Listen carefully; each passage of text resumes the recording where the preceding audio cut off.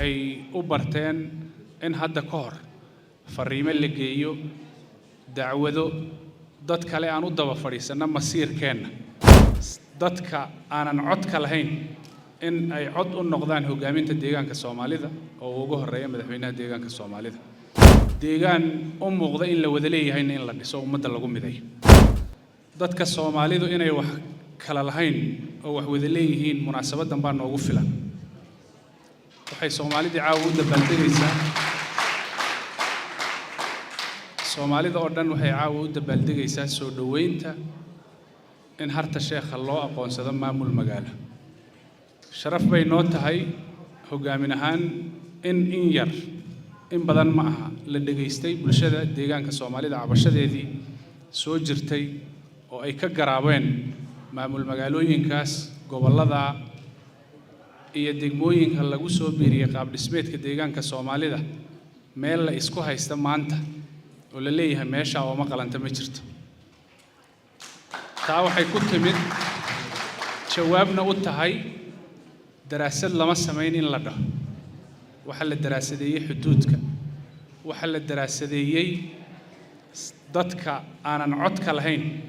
in ay cod u noqdaan hogaaminta deegaanka Soomaalida oo ugu horeeya madaxweynaha deegaanka Soomaalida dadkii la oran jiray miiskana loo fadhinin cabashadooda ma geen karaan miiska dadkii la oranayay in la yiraahdo yaa ka maqan miiska deegaanka Soomaalida yaa ka maqan qaab dhismeedka deegaanka Soomaalida arinta la xiriirta qadiyada sidoo garaad ku sheegay deegaanka Soomaalida waa deegaan kamida dawlad deegaanada dalka Ethiopia waxa la yiraahdaa nin walba wuxuu haysta uu la tago la wada leeyahay marka in la isku ixtiraamo deegaanada dariska aan nahay wax badan ganacsi walaalnimo isdhaxgal ayaan ka filaynaa dadka hadlay ee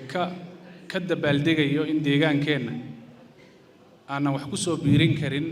waxay u barteen in hadda ka hor fariimo la geeyo dacwado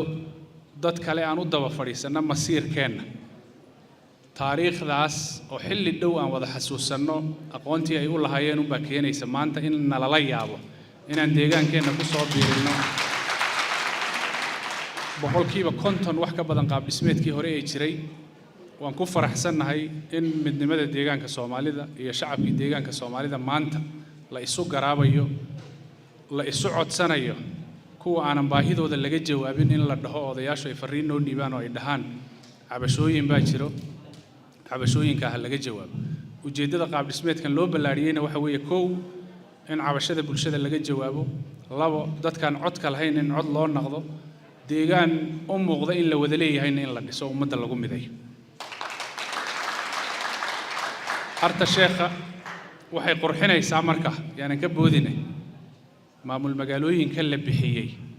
magaalooyinka kooban ee qurxinayay ka mid tahay cabashadooda muddada soo jirtay dhismayaal fiican abaabul fiican ilbaxnimo fiican dad is abaabulay aqoonta ku horeeya inay yihiin in cabashadooda laga jawaabo waan ku faraxsanahay